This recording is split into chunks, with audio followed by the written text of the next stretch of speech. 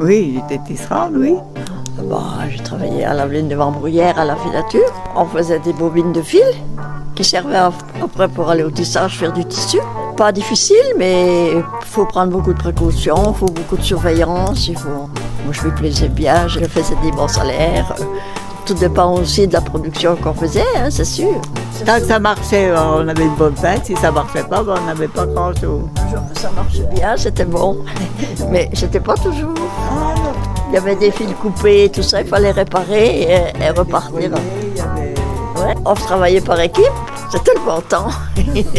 Non, mais on faisait des bons salaires, on était jeunes, on était contents de ramener la paye à la maison.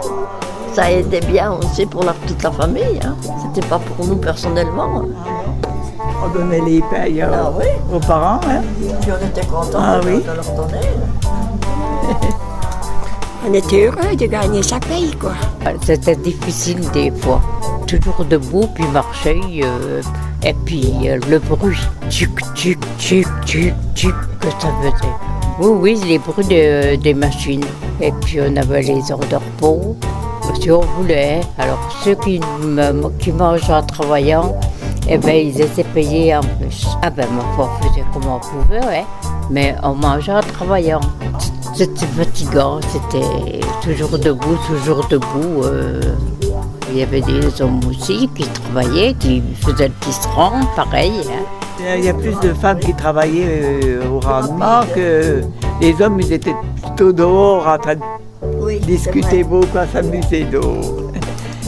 Et puis quand il fallait attendre après un contre-mai, quand le métier était en arrêt, il fallait attendre longtemps parce qu'il n'était pas pressé de rentrer pour réparer. Mais quand on regardait après au point de vue du travail et que les femmes ont commencé à venir travailler la nuit, c'est elles qui avaient le meilleur salaire parce qu'elles avaient un toucher différent de l'homme. Ça fait plaisir de vous voir. On a tous plus de 80 balais. Hein. C'est mon arrière-arrière-grand-père qui a créé ça en 1885. C'était 3 générations avant moi. C'était un patron formidable. On s'entendait très très bien. En 88, j'avais 65 ans et je suis partie avec bien du mal parce que je me plaisais tellement à l'usine que si seulement j'avais pu. J'ai toujours regretté l'usine. C'était formidable. C'était merveilleux. On s'entendait bien, hein? Ah oui, on s'entendait bien, hein? On travaillait toutes les deux ensemble.